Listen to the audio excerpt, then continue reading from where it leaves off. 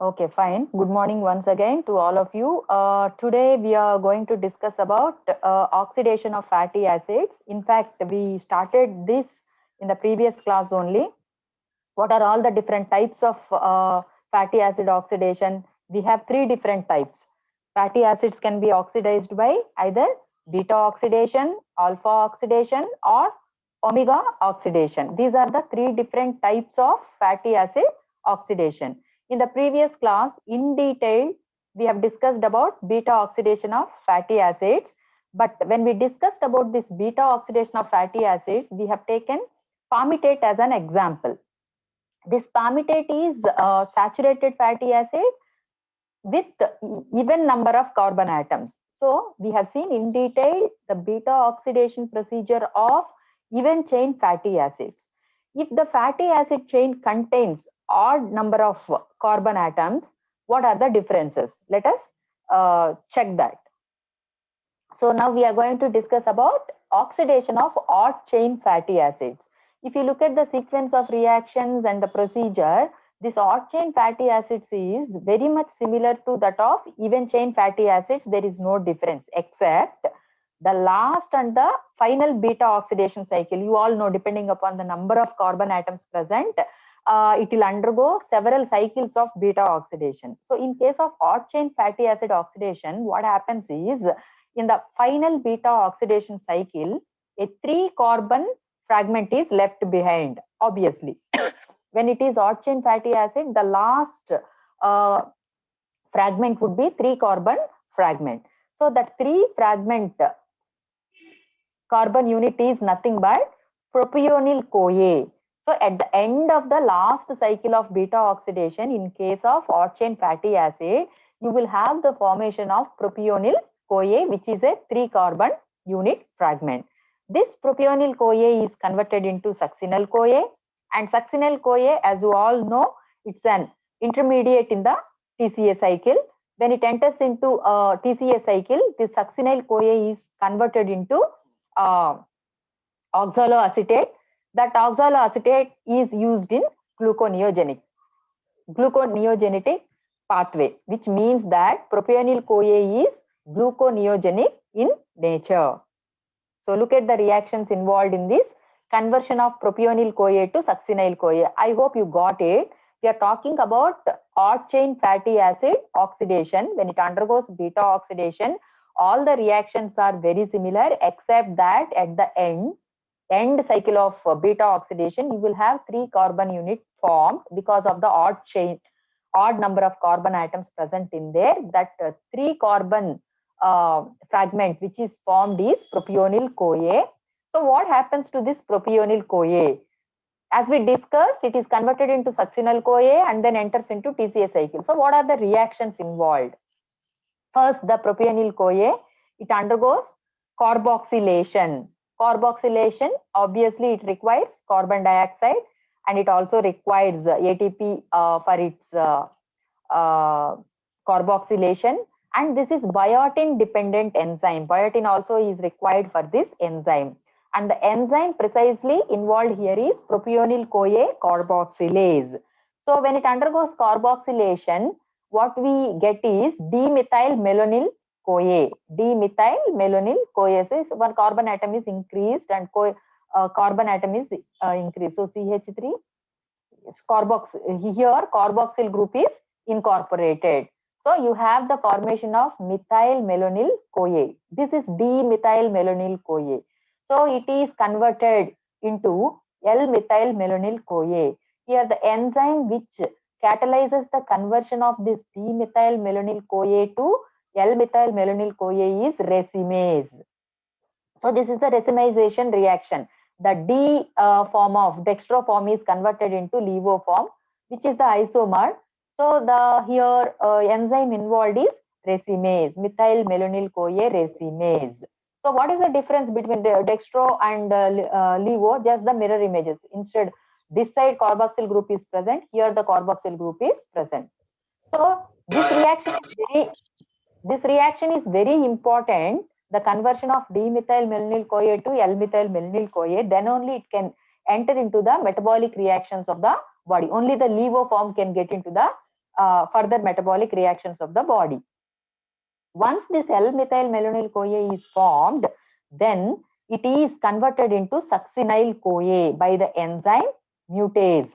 Methyl-malonyl-CoA mutase, it is converted into succinyl-CoA. COO is here CH2, and then the COS coenzyme A.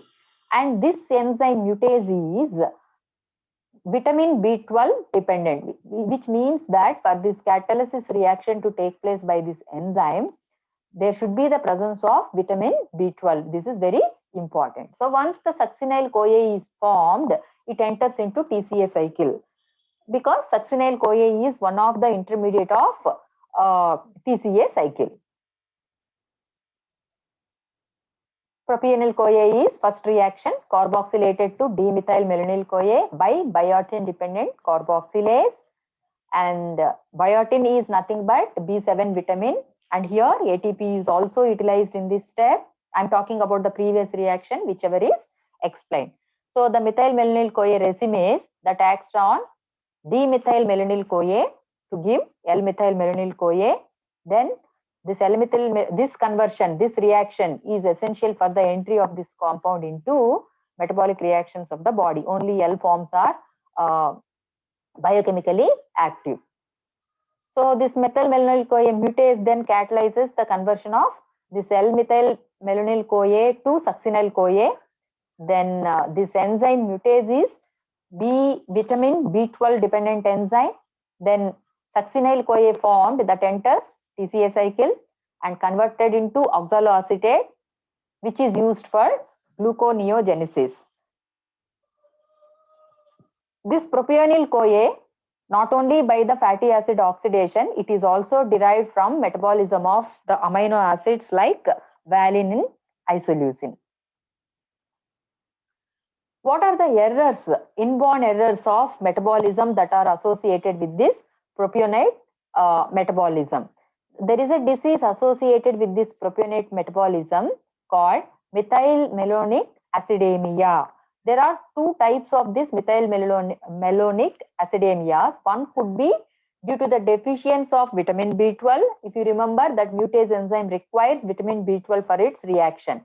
So this disorder could be because of the deficiency of vitamin B12, or it could be because of the defects in the enzyme methylmalonyl-CoA mutase or racemase. Racemase is also required for D form to L form conversion. So it could be because of the defect in these two enzymes, or it could be because of deficiency of vitamin B12.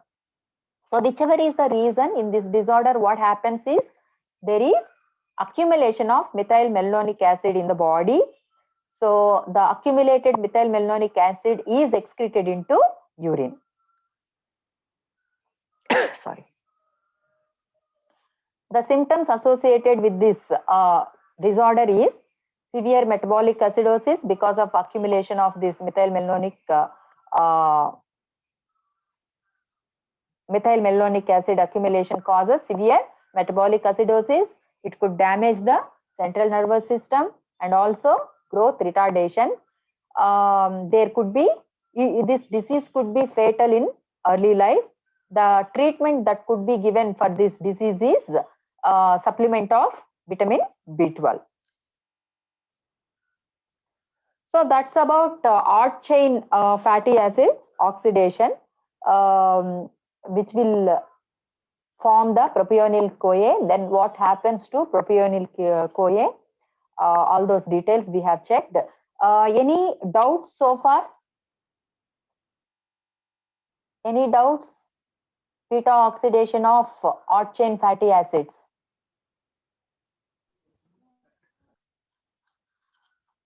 You need to respond. No, somebody told. All right, then we will move on to the oxidation of unsaturated fatty acids. So whatever we have seen so far, oxidation of saturated fatty acids, whether they are even chain saturated fatty acids or arch chain saturated fatty acids. So if you look at the oxidation of unsaturated, you all know what is the difference between saturated and unsaturated fatty acids. There will be unsaturation, which means there will be double bonds in the fatty acid chain. So because of the presence of these double bonds, the unsaturated fatty acids are not reduced to the same extent as we see in case of saturated fatty acids, because there will be problem posed by the presence of these double bonds. So the oxidation of these unsaturated fatty acids, they provide less energy than the saturated fatty acids. When they are completely oxidized, the energy produced out of that oxidation will be more. Here, in case of these unsaturated fatty acids, because of the double bonds present, they are not completely oxidized. So the energy produced by this oxidation of unsaturated fatty acids is less than the oxidation of saturated fatty acids. And most of the reactions involved here are same as we see in case of beta oxidation of saturated fatty acids. But the only difference, because of the presence of double bonds, whatever the problems posed for beta oxidation to proceed, because of the presence of the double bond, it becomes problematic for beta oxidation to proceed further in the chain. That is overcome by the additional two enzymes. One is isomerase and epimerase. You just need to know what happens in case of unsaturated fatty acids. We are not going into the details of detailed metabolic reactions. Just need to know the difference in case of saturated fatty acid oxidation and unsaturated fatty acid oxidation. Only thing is they are not completely reduced, so less energy is produced because of the problems posed by these double bonds. Additional two enzymes are required, isomerase and epimerase. That's it. Now, we also have another modified beta oxidation which occurs in peroxisomes. So, beta oxidation of fatty acids in peroxisomes. What are these peroxisomes? These are the organelles present in eukaryotic cells. The beta oxidation of fatty acids that occurs in a slightly modified form in these peroxisomes. Here, the enzyme acyl-CoA dehydrogenase, obviously this is very important enzyme which is involved in beta oxidation of fatty acids. This acyl-CoA dehydrogenase, when it forms FADH2, otherwise whichever happens in mitochondria, this FADH2 will be transferred on to electron transport chain so that two ATP molecules are produced. But here what happens? Definitely FADH2 is formed, but here the reducing equivalent FADH2 form is not transferred on to the electron transport chain. Directly it reacts with the oxygen. This FADH2 reacts with the oxygen and it forms hydrogen peroxide.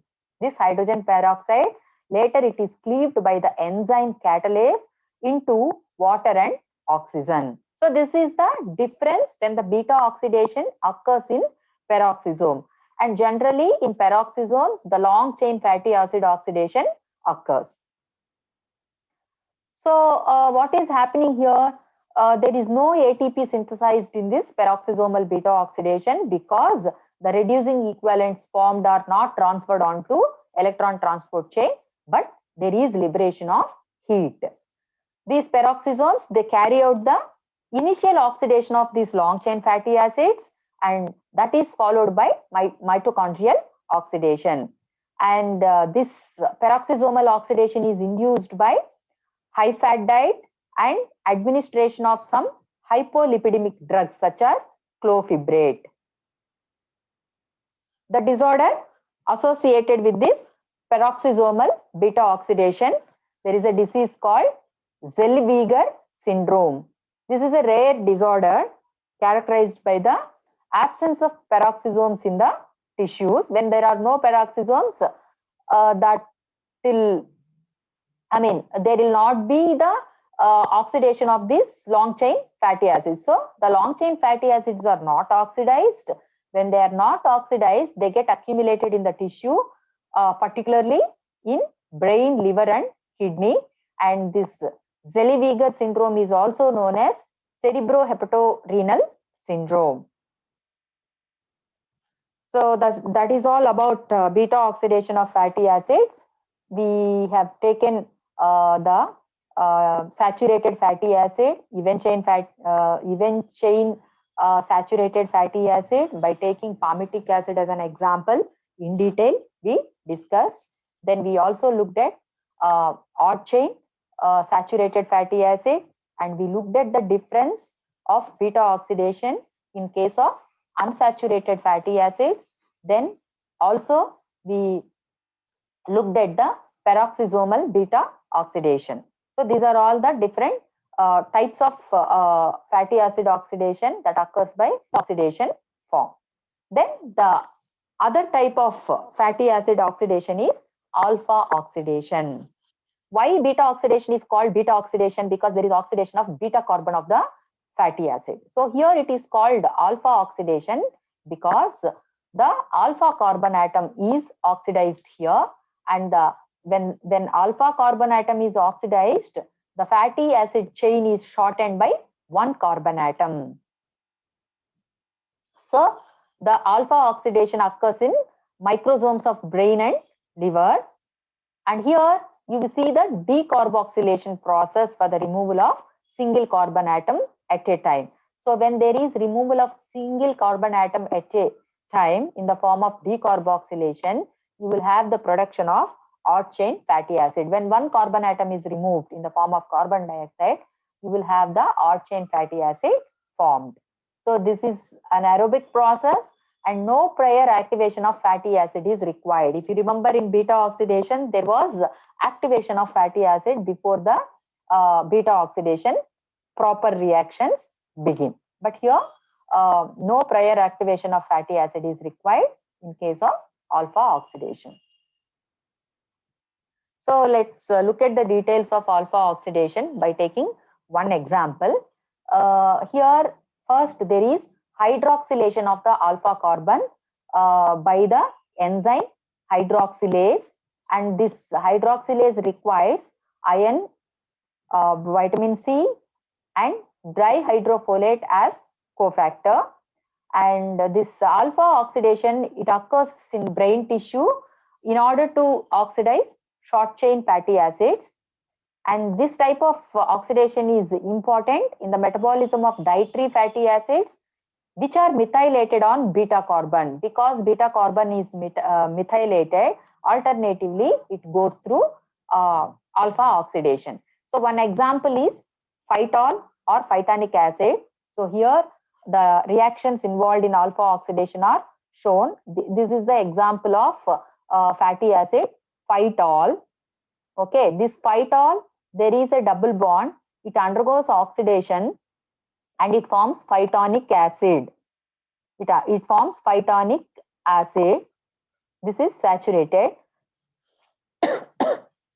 This phytonic acid, as we discussed, the first reaction involved is hydroxylation on the alpha carbon, and this enzyme is catalyzed by phytanic acid alpha carboxylase, which requires water molecule for this reaction. So what happened? This alpha carbon is hydroxylated. After this hydroxylation, it undergoes decarboxylation by the enzyme phytanic acid alpha oxidase. So with this decarboxylation, this terminal carbon atom is removed in the form of carbon dioxide. So here you will have the formation of pristanic acid. You will have the formation of pristanic acid. Then coenzyme A is combined by the enzyme acyl-CoA synthase. So with this acyl-CoA synthase, what is happening here? The coenzyme A molecule is added here. Then there is a cleavage. With this cleavage, this isobutyryl moiety is cleaved out. So here the moiety which is cleaved out of this molecule is isobutyryl CoA, and the remaining molecule, which is acyl-CoA, it undergoes 6 cycles of beta oxidation, and then 3 molecules of acetyl-CoA and 3 molecules of propionyl-CoA are formed. These 3 molecules of acetyl-CoA and 3 molecules of propionyl-CoA enter into mitochondria for further oxidation. I just repeat once again. Here the example what we have taken for alpha oxidation is phytol. This is converted into phytonic acid. Then it undergoes hydroxylation in the presence of water molecule. So the alpha carbon is hydroxylated, and this is the terminal carboxyl group, which will be eliminated in the form of carbon dioxide by the reaction decarboxylation, that is catalyzed by phytanic acid alpha oxidase. When this is eliminated, you have the formation of pristanic acid. So this pristanic acid combines coenzyme A. Of course, this reaction also requires ATP with the enzyme acyl-CoA synthase. So you have this molecule formed which undergoes cleavage specifically at this bond and forms isobutyryl-CoA, and this acyl-CoA undergoes 6 cycles of beta oxidation in order to form 3 molecules of acetyl-CoA and 3 molecules of propionyl-CoA, which will be completely oxidized in mitochondria further. So the important steps involved in alpha oxidation are: activation requires ATP and CoA. Here activation means this step. It means this step. It requires ATP and coenzyme A. Hydroxylation, the hydroxylase enzyme that requires iron, vitamin C, and alpha ketoglutarate as cofactors and secondary substrates. The lysis requires thymine pyrophosphate and magnesium ions. So here the lysis requires thymine pyrophosphate. So here thymine pyrophosphate and magnesium ions for that reaction. And dehydrogenation requires NADP. It's not NADH. Here NADP is required for dehydrogenation. The end products formed, that means the acetyl-CoA, propionyl-CoA, they are transported into mitochondria for further oxidation. What is the biological significance of alpha oxidation? The phytanic acid here is oxidized by phytanic acid alpha oxidase to yield carbon dioxide and hot chain fatty acid. And this process involves hydroxylation of the alpha carbon and then removal of terminal carboxyl group. The branch substrate will ultimately yield propionyl-CoA and acetyl-CoA. If you look at the disorder associated with this alpha oxidation, the disorder is Refsum disease. This is important. At times, it has been asked for 3 marks question. This Refsum disease is a disease associated with alpha oxidation of fatty acid. This is a neurocutaneous syndrome, which is characterized by the accumulation of phytanic acid. When there is no alpha oxidation, the phytanic acid gets accumulated in plasma and other tissues. And this is characterized by the symptoms like night blindness, loss of sense of smell, deafness, cataract, and also loss of balance and progressive weakness. All the symptoms look like your COVID symptoms. Okay, anyway, so we are talking about Refsum disease, which is characterized by night blindness, loss of smell, cataract, loss of balance, and progressive weakness. That is about alpha oxidation of fatty acids. You need to tell me, is there anything you're not able to follow, you want me to repeat? Please clarify. Is the alpha oxidation clear to you before I start omega oxidation? Yes, ma'am. Okay. Okay. In that case, you all have to write those reactions and practice. Next, Yes, let us look into. Yeah, good. Now let us look into omega oxidation. As the name says, omega means here the oxidation occurs on omega carbon atom. If you remember the nomenclature procedure which we have discussed in the very beginning of lipids chapter, the last carbon, methyl carbon, is called omega carbon. From there, omega 1, omega 2, it goes on like that. So this omega oxidation involves hydroxylation and it occurs in the endoplasmic reticulum of many tissues.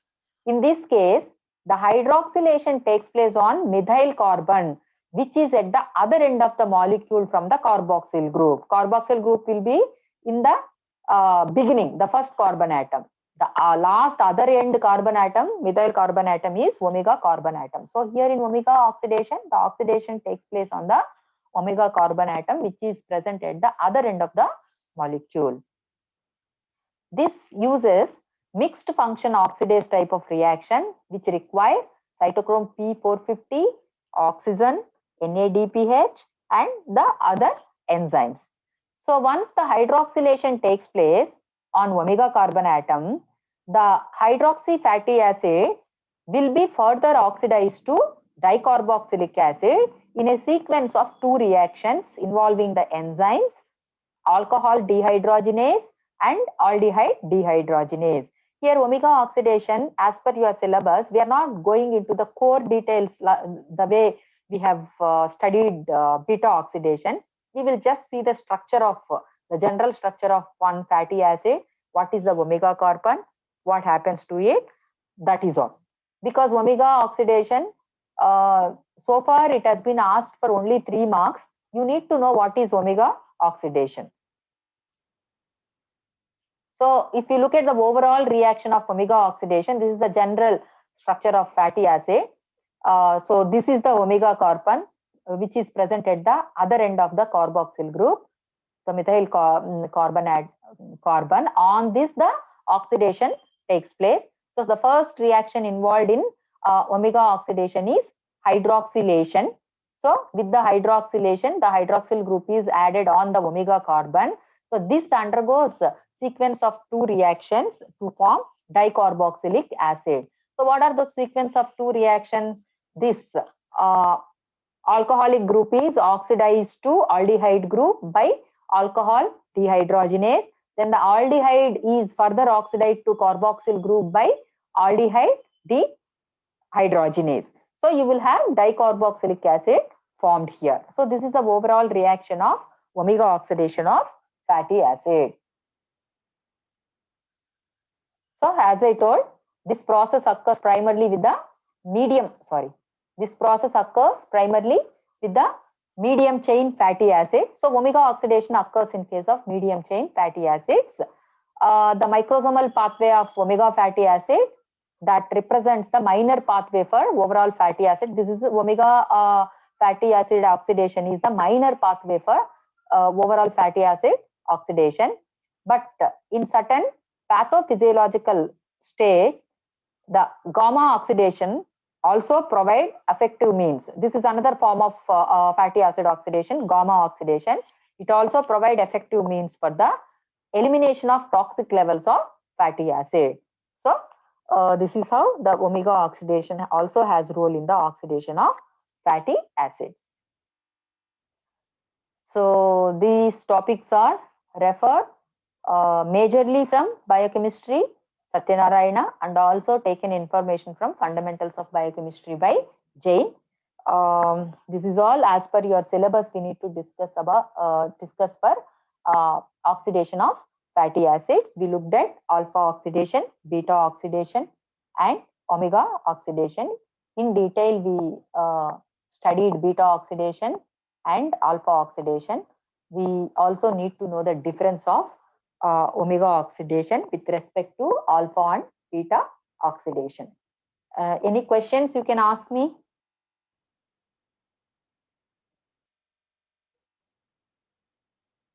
This is very important topic, beta oxidation of fatty acids. For 15 marks it has been asked. For 5 marks also it has been asked. And omega oxidation, alpha oxidation. Omega oxidation was asked for 3 marks, whereas alpha oxidation so far I have seen asking for 5 marks. But we never know. Explain in detail the oxidation of fatty acid. If it is asked for 15 marks, what you will do? You have to explain all the forms of fatty acid oxidation. But you need to know how to manage the time and represent the answer clearly.